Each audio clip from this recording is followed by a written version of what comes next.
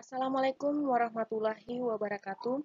Kami dari kelompok 2 ingin memenuhi tugas mekanika lanjut tentang percobaan Michelson Morley, di mana anggota kelompok kami, yaitu saya sendiri, Neni Triana, Mutmaina, dan Mafirani Syam.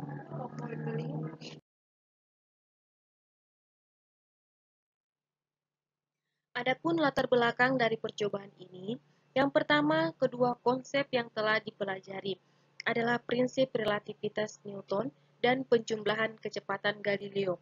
Kedua konsep ini ternyata bertentangan ketika diterapkan pada konsep gelombang elektromagnetik Maxwell. Kedua, teori elektromagnetik Maxwell menjelaskan kelajuan cahaya dan gelombang elektromagnetik di ruang hampa hanya tergantung pada dua konstanta, yaitu permitivitas dan permeabilitas ruang hampa yang besarnya di mana nilai dari kecepatan cahaya itu sendiri C sama dengan 3 kali 10 pangkat 8 meter per sekon. Yang ketiga, prinsip relativitas Newton menjelaskan bahwa hukum fisika sama pada semua kerangka inersia. Jika prinsip ini benar untuk semua rumus fisika, maka nilai nu0 dan epsilon 0 tetap sama diukur oleh kerangka inersia apapun.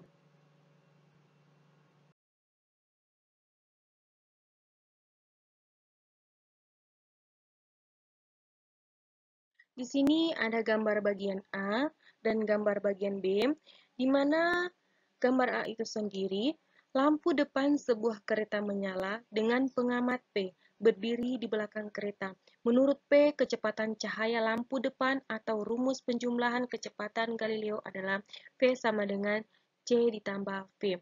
Untuk gambar bagian B, kecepatan cahaya lampu belakang kereta menurut P adalah V sama dengan min C ditambah V.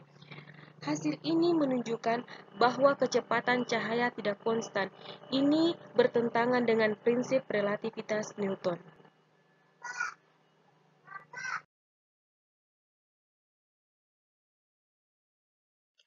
Adapun latar belakang dari percobaan ini, yang pertama pada abad ke-19, fisikawan memiliki alternatif untuk menyelesaikan pertentangan ini dengan menerima bahwa hukum fisika tergantung pada kerangka acuan. Dalam kerangka tertentu, kelajuan cahaya C sama dengan 3 kali 10 pangkat 8 meter per sekon, tetapi di kerangka lain bisa besar atau lebih kecil. Kedua, hal ini dimungkinkan jika cahaya bersifat seperti bunyi, di mana bunyi adalah gelombang mekanis yang membutuhkan medium untuk perambatannya. Ketiga, kecepatan gelombang bunyi di udara relatif terhadap udara diam. Keempat, gerak relatif dapat dideteksi jika Anda sedang bergerak relatif terhadap udara. Anda akan merasakan adanya angin.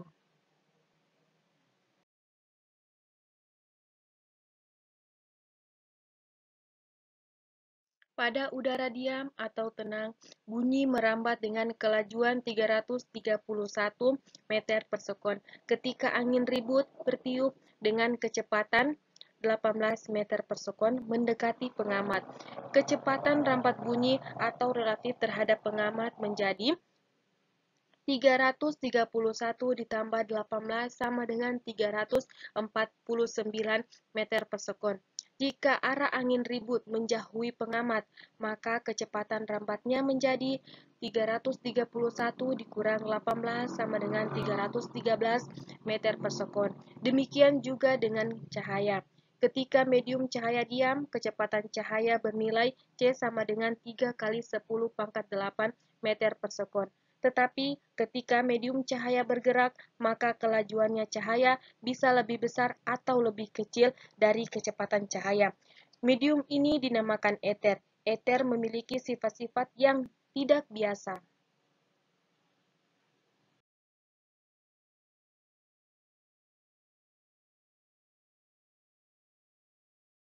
Sifat-sifat ether ada di mana-mana, bahkan di ruang hampa sekalipun. Kedua, memiliki kekakuan tinggi untuk menyokong gelombang dengan kecepatan yang tinggi. Tidak memberikan efek pada gerakan planet atau benda sehingga tidak dapat dirasakan.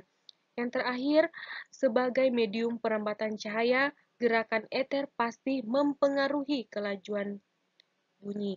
Jika kelajuan cahaya berubah, panjang gelombang cahaya juga berubah. Hal ini yang diharapkan teramati oleh para fisikawan. Diduga bahwa eter berada dalam keadaan diam relatif terhadap bintang yang jauh. Gerakan eter relatif terhadap bumi dikenal dengan nama angin eter. Jika eter bergerak bersama matahari, angin eter ini juga seharusnya terdeteksi. Eksperimen untuk mendeteksi angin eter disebut percobaan Michelson-Morley. Baik, saya akan melanjutkan materi yaitu percobaan Michelson-Morley. Percobaan Michelson-Morley salah satu percobaan paling penting dan masyhur dalam sejarah fisika. Dilakukan pada tahun 1887 di tempat yang sekarang menjadi kampus Key Western Reserve University di Cleveland, Ohio, Amerika Serikat. Percobaan ini juga telah disebut sebagai titik tolak untuk aspek teoritis revolusi ilmiah kedua. Percobaan Michelson-Morley merupakan dorongan lahirnya teori relativitas yang menggantikan transformasi Galilean dengan transformasi Lorentz-Einstein.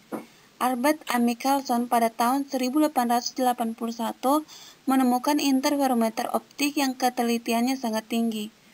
Albert Abraham Michelson lahir pada tanggal 19 Desember 1852 di Szczecin, Polandia. Meninggal pada tanggal 9 Mei 1931 di Pasadena, California, Amerika. Kemudian, pada tahun 1887, bersama Edward W. Morley melakukan eksperimen dengan alat ini untuk menguji keberadaan eter dengan cara mengukur perbedaan antara kecepatan relatif cahaya terhadap bumi dalam arah gerak bumi dan dalam arah tegak lurus. Edward W. Morley lahir pada tanggal 29 Januari 1838 di Newark, New Jersey, Amerika. Meninggal pada tanggal 24 Februari 1923 di West Hartford, Connecticut, Amerika. Dikenal sebagai percobaan Michelson-Morley. Selanjutnya, alat Michelson-Morley pada tahun 1887. Seperti yang terlihat di gambar, terdapat sumber cahaya, terdapat 3 cermin yang bisa digerakkan, plat gelas yang diperahkan, plat gelas yang tidak diperahkan, terdapat teleskop. Bagian-bagian optis dipasang pada plat batu pasir 5 kaki persegi yang diapungkan di atas air raksa. Pengamatan dilakukan dalam segala arah dengan memutar alat ini dalam bidang mendatar. Interferometer Michelson untuk mengukur panjang gelombang berdasarkan pergeseran salah satu cermin yang berhubungan dengan perubahan pola interferensi yang terjadi. Interferometer Michelson merupakan seperangkat peralatan yang memanfaatkan gejala interferensi. Interferensi terjadi ketika dua gelombang datang bersama pada suatu tempat. Agar hasil interferensi dapat diamati, maka syarat yang harus dipenuhi adalah dua sumber cahaya harus koheren. Prinsip kerja dari interferometer yaitu berkas cahaya dari laser jauh pada pemecahan cahaya akan dipecah menjadi dua, yaitu sebagian berkas akan dipantulkan dan sebagian lagi akan diteruskan. Bagian diteruskan menuju cermin yang bisa bergerak dan berkas cahaya yang akan dipantulkan menuju cermin tetap. Kedua berkas cahaya dipantulkan oleh cermin masing-masing menuju beam splitter kemudian ke layar pengamat. Pada layar akan tampak bintik-bintik terang gelap. Selanjutnya, jika di antara sumber laser dan beam splitter diletakkan lensa, maka pada akan tampak Fringer.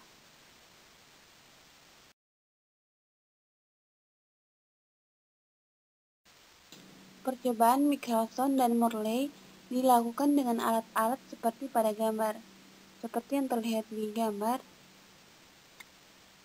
Jadi, cahaya dari sumber S mengenai cermin M bersifat memantulkan sebagai cahaya yang datang dan meneruskan sisanya.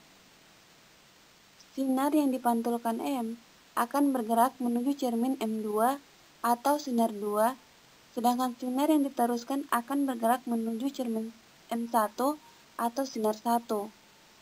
Setelah dipantulkan oleh cermin M2 atau sinar 2, akan diteruskan ke M atau ke pengamat. Demikian juga sinar 1 setelah dipantulkan cermin M1 akan mengenai cermin M dan dipantulkan ke pengamat. Di tempat pengamat sinar 1 dan sinar 2 akan berinterferensi. Berdasarkan pola-pola interferensi ini dapat ditentukan apakah ether benar-benar atau tidak. Selanjutnya saya akan melanjutkan pembahasan dari rekan saya Mutmainah, apakah ether benar-benar ada atau tidak. Misalkan ether bergerak dari kanan ke kiri dengan kelajuan V, yaitu V ini adalah kelajuan orbit bumi relatif terhadap matahari. Kecepatan sinar 1 dari M ke M1, dari M ke M1 adalah C kurang V, sedangkan dari M1 ke M adalah C tambah V. Oke, di sini C ini adalah kecepatan cahaya dalam sistem koordinat yang diam. Jika panjang lintasan yang ditempuh sinar 1 dari M ke M1 adalah L1, jadi ini kita anggap sebagai L1, maka waktu dari M ke M1 lalu kembali ke M adalah T1, kita simpulkan T1 adalah L1 per P. P-nya adalah C kurang V ditambah L1 tambah per C tambah V, karena 2 kali. Jadi dari M1, M ke M1, L1 per C kurang V, kemudian ditambah lagi kembali ke M, L1 per C tambah V. Oke, kita uraikan, kita samakan penyebut, diperolehlah hasil seperti ini. Kemudian kita operasikan matematika kali masuk ke dalam sehingga diperoleh T1 itu sama dengan L1 kali 2C per C kuadrat kurang V kuadrat. Ya, sama dengan 2L1C per C kuadrat. Kita keluarkan nilai C kuadrat. Makanya dapatlah 1 kurang V kuadrat per C kuadrat. Sama dengan, kita ubah bentuknya seperti ini. Dan diperoleh hasil akhirnya pangkat minus 1. Ketika sinar 2 kembali ke M, sesudah dipantulkan dari M1 bersama rotasi bumi, cermin M telah bergeser sejauh M aksen selama selang waktu T2. Maka panjang lintasan cahayanya adalah S sama dengan C kali T2. Oke, panjang lintasan juga kita dapat peroleh dengan menggunakan teorema Pythagoras. Oke, jadi perhatikan gambar kedua ini. Nanti kita akan peroleh adalah L kuadrat tambah VT 2 per 2, karena hanya setengahnya, pangkat 2. Akar itu pangkat 1/2. Nah, dari sini kita dapat hitung nilai T2 karena ini adalah persamaan panjang lintasan, ini juga persamaan lintasan, jadi kita bisa masukkan jadi seperti ini. Kemudian kita hilangkan pangkat 1/2-nya, kita pangkatkan 2 masing-masing ruas, dapatlah 4 kali L kuadrat tambah VT 2 per 2 kuadrat, itu sama dengan C kuadrat T2 kuadrat. Oke, kemudian kita kali masuk 4, bilangan 4-nya. Kita pindah ruas V kuadrat T2 kuadrat ke sebelah kanan dengan mengeluarkan variabel T2 kuadrat sehingga diperoleh seperti ini. Kemudian nilai T2-nya, karena kita mau mencari nilai T2, maka C pangkat 2, C kuadrat kurang V kuadrat, itu kita pindah ruas, dibagi. Maka nilai T2 adalah 2L2 per C akar 1 per 1 kurang V kuadrat per C kuadrat. Perbedaan waktu untuk lintasan mendatar dan lintasan vertikal adalah delta T itu sama dengan T2 kurang T1. Jadi nilai T2 dan T1 tadi yang kita dapatkan kita selisihkan sehingga diperolehlah persamaan ini. Oke, persamaan ini kemudian kita dapat sederhanakan dengan menggunakan deret binomial. Bentuknya, jika ada persamaan bentuknya 1 kurang X pangkat N, itu bisa kita sederhanakan menjadi 1 kurang NX tambah NN kurang 1 X kuadrat per 2 dan seterusnya. Sehingga dari persamaan delta T ini, untuk N sama dengan min 1, ini 1 kurang X pangkat N, kita ubah menjadi 1 ditambah V kuadrat per C kuadrat. Begitu juga untuk yang pangkat minus 1/2, sehingga diperoleh bentuk ini berubah menjadi 1 tambah V kuadrat per 2 C kuadrat. Oke, dengan X sama dengan V kuadrat per X per C kuadrat, dan nilai X ini jauh lebih kecil dari 1, maka suku X kuadrat dan X pangkat 3 seterusnya, ini dapat kita abaikan. Sehingga diperoleh nilai delta T seperti ini. Perbedaan waktu ini akan dideteksi dengan mengamati interferensi kedua berkas cahaya tadi dan menyebabkan terdapatnya beda fase antara sinar 1 dan sinar 2 ketika tiba di pengamat, sehingga terbentuk pola-pola interferensi yang diamati pada teleskop berupa fringe, seperti gambar. Ya, tadi kita sudah dapat delta T itu sama dengan T2 kurang T1, nilainya seperti ini. Oke, jika alat interferometer ini tadi diputar 90 derajat dengan menggunakan analisis yang sama seperti untuk mencari delta T ini, maka kita akan memperoleh delta T aksennya adalah T2 aksen kurang T1 aksen, 2 per C L2, 1 tambah V kuadrat beda. V kuadrat per C kuadrat dari ini beda ya. Ini juga berbeda. Oke, jadi beda waktu antara lintasan 2 dan lintasan 1 akan berubah ketika orientasi dari interferometer juga berubah terhadap kecepatan dari ether. Maka terjadilah nanti perubahan pola-pola interferensi yang seperti gambar tadi. Di mana delta T aksen kurang delta T-nya nilainya adalah seperti ini. Jadi nilai delta T aksen kita kurangi dengan delta T, maka diperolehlah persamaan ini. Perbedaan lintasan antara kedua kasus sebelum dan sesudah alat diputar, delta itu sama dengan delta T aksen kurang delta T kali C. Jadi perpindahannya, pergeserannya, V kali T atau C kali delta T aksen kurang delta T, maka diperoleh persamaan ini. Besar pergeseran pita interferensi yang diamati akibat perbedaan lintasan ini diberikan oleh persamaan delta N sama dengan delta per lambda. Kita masukkan persamaan ini dibagi dengan lambda, sehingga diperolehlah L1 tambah L2 V kuadrat per lambda kali C kuadrat.